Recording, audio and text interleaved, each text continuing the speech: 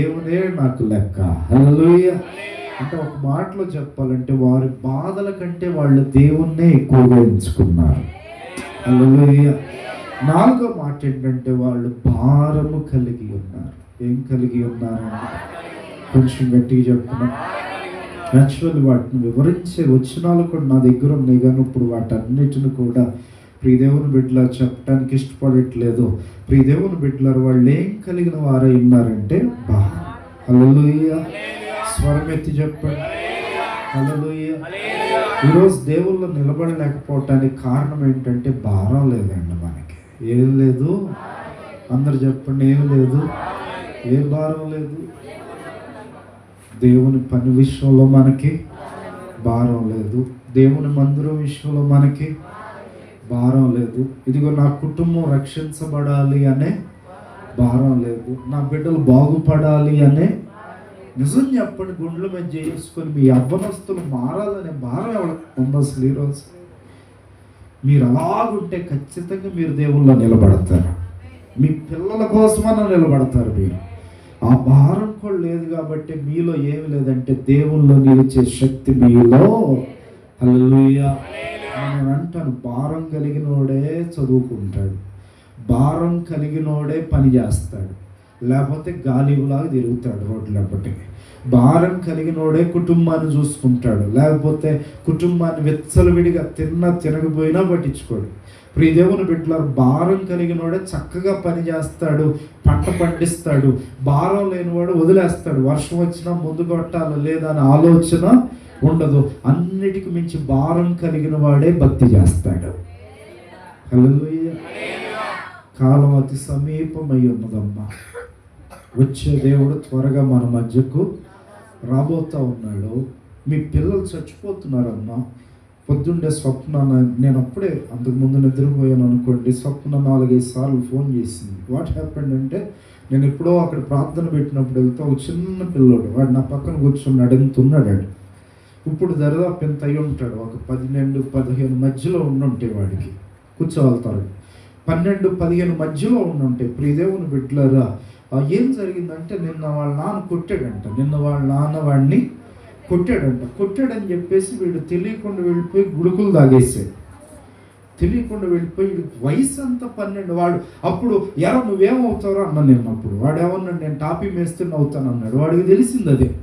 చిన్నపిల్లవాడు అమాయకమైన మాటలతో ఉన్నాడు. వాళ్ళ నాన్న కొట్టాడని వెళ్ళి వీడు గుళుకులు తాగేశాడు. తెలియని రీతిగా రాత్రి 10 గంటలకు వాడు చనిపోయాడు. 10 గంటలకు వాడు చనిపోయాడు.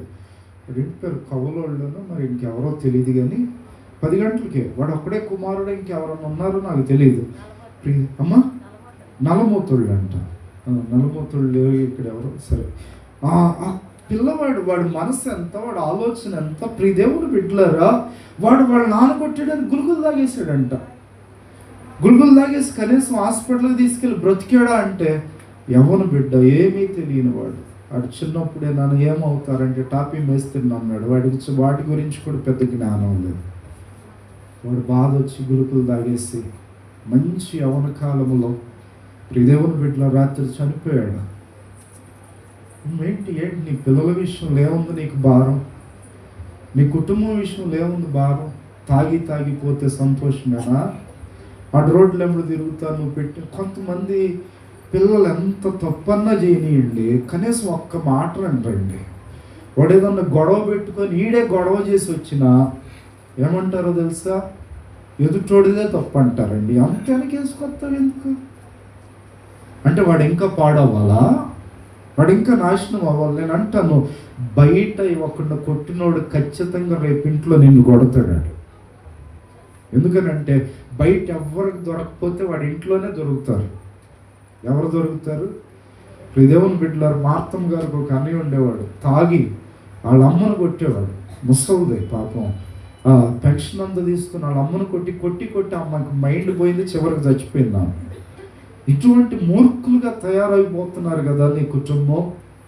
Are you ready for that? నువ్వు దాన్ని ఫేస్ చేయటానికి రెడీగా ఉన్నావా? దాన్ని అనుభవించడానికి రెడీగా ఉన్నావా? ఏ భారం నీకుంది? భారం లేక నువ్వు దేవుల్లో నిలబడలేకపోతున్నావు. భారం లేక దేవుని సన్నిధికి రాలేకపోతున్నావు. భారం లేక దేవునితో సహవాసం చేయలేకపోతున్నావు. దేవుని బిడ్డలారా, నేను మనస్ఫూర్తిగా భారంతో చెప్తున్నాను, దేవుడి సంఘంలో దీవెన పెట్టాడు. అది నా ప్రార్థన పక్కన పెడితే నా తండ్రి ప్రార్థన ఇక్కడ ఉంది. అది ఎవరిని విడిచిపెట్టదో. ఎవరొచ్చి భారంతో దేవుని మీద నిలబడతారో ఖచ్చితంగా వారిని దీవెనకరంగా వారి జీవితాలను మారుస్తుంది. దాంట్లో ఎటువంటి అపనమ్మకం నాకు లేదు. హల్లెలూయా. ఇంకా చెప్పాలంటే నా దీవెన కూడా ఆ ప్రార్థన మీదే నిలబడి ఉంది. హల్లెలూయా. దేవుని బిడ్డలారు, కానీ నువ్వేం చేయలేకపోతున్నావు అంటే దేవుల్లో నిలవలేక. ఎక్కడ నిలవలేక? దేవునితో సహవాసము చేయలేక, దేవుల్లో ప్రిజర్వ్ కాలేక. ఈరోజు భక్తి రేపు కనబడట్లా, ఈరోజు ప్రార్థన రేపు కనబడట్లా, ఈరోజు నువ్వు మందిరానికి వెళితే రేపు నువ్వు మందిరంలో కనబడట్లా. You are not standing in the lord. నువ్వు దేవుల్లో నిలబడట్లా. దేవుని బిడ్డలారా, వాళ్ళు చెప్తున్నారు మేము అధైర్యపడము. ఎన్ని పరిస్థితులు వచ్చినా వాళ్ళు నిలబడటానికి కారణం ఏంటో తెలుసా? వారు నిలబడ్డారు. ఎక్కడ నిలబడ్డారంటే ముందుగా దేవుల్లో నిలబడ్డారు. కాబట్టి వారు ఎదుర్కొంటున్న ప్రతి పరిస్థితుల్లో వాళ్ళు నిలబడ్డారు. హల్లెలూయా. ఎలా నిలబడ్డారు అంటే వాళ్ళు బయట వాటి కంటే అంతరంగం గురించి ఎక్కువ ఆలోచన చేశారు. హల్లెలూయా. కొంచెం గట్టిగా చెప్తాను. దేనికంటే దేనికి? వెలుపట వాటి కంటే ఆంతర్యము విషయంలో వాళ్ళు ఎక్కువ ఏం చేశారు అంటే వారి భక్తి విషయంలో, వారి ఆంతర్య పురుషుడి విషయంలో, వారి ఆంతర్యమైన ప్రియదేవుని బిడ్డలారా పురుషుని యొక్క వ్యక్తి విషయంలో ప్రియదేవుని బిడ్డలారా వాళ్ళు మనుషుడు ఏం చేశాడు అంటే ప్రియదేవుని బిడ్డలారా ఎక్కువగా ఆలోచన చేశారు. హల్లెలూయా. ఇదిగో మా బాహ్య పురుషుడు రోగం వచ్చి చచ్చిపోయినా పర్లేదు అనుకున్నారు వాళ్ళండి. రెండోది, ప్రియదేవుని బిడ్డలారా ఏం చేశారు? శ్రేష్టమైన చూపును కలిగిన వారై ఉన్నారు. హల్లెలూయా. ఏం చూపండి వారిది? హల్లెలూయా. మంద దుష్ట చూపు, మంద విషపు చూపు, మంద స్వార్థ చూపు అయితే వాళ్ళు ఏ చూపును కలిగిన వారై ఉన్నారంటే శ్రేష్టమైన చూపు. హల్లెలూయా. మనుషుల మీద వారి చూపు లేదు, లోకం మీద వారి చూపు లేదు. ఇదంతా నేను అనుభవించాలని ఆలోచన అసలు వారికి. వారి చూపు అంతా కూడా దేవుడు వారి కోసం దాచిన దాని మీద ఉందండి. హల్లెలూయా. ఈ రోజు నేను ఇక్కడ నిలబడితే ఒక రోజు నా కిరీటాన్ని దేవుడు పెడతాడు. ఈ రోజు నేను ఇక్కడ నిలబడితే ఒక రోజు నా కుటుంబాన్ని దేవుడు ఆశీర్వదిస్తాడు. ఈ రోజు నేను ఇక్కడ నా చూపు పెడితే రేపు ఎవ్వరు చూడనంత హెచ్చుగా నా కుటుంబాన్ని నా దేవుడు హెచ్చిస్తాడు. దావీదు అంటాడు, నీతిమంతుల పిల్లలు ఇదిగో ఆకలి కొని ఉండటం కానీ బెచ్చమెత్తుకొనుట కానీ నేను చిన్నవాడిని అయ్యి ఉన్నాను, ఇప్పుడు ముసలివాడిని అయ్యాను, కానీ నా పిల్లలు ఇదిగో నీతిమంతుల పిల్లలు భిక్షమెత్తడం నేను చూడలేదు. దేవుడు వారిని ఆశీర్వదిస్తూనే వచ్చాడు. హల్లెలూయా. ఎందుకంటే వీళ్ళు దేవుణ్ణి చూశారు కాబట్టి దేవుడు వారిని చూశాడు, దేవుడు వారి కుటుంబాన్ని చూశాడు, దేవుడు వారి పిల్లలను చూశాడండి. హల్లెలూయా.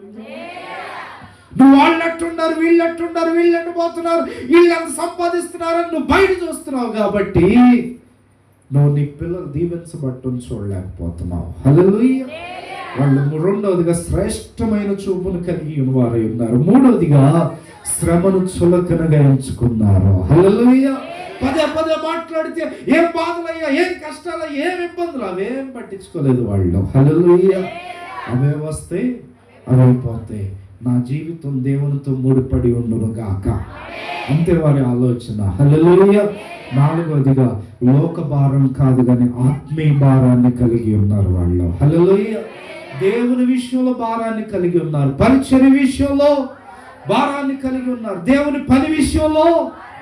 నేనంటే చిన్న భారాలే మిమ్మల్ని పెద్ద భారాల్లోనికి తీసుకెళ్తాయండి. హల్లెలూయా. ఇదిగో నా మందిరం ఎట్టుంది, నాకు కొత్త స్థలం కావాలి, భారం పెట్టుకొని ప్రార్థన చేయండి. దేవుడు స్థలంతో పాటు మీ కుటుంబాలను కూడా ఆశీర్వదిస్తాడు. ఇదిగో దేవుని పని జరుగుతుంది, నేను కూడా కూరగాయలు కొయ్యాలి, వంట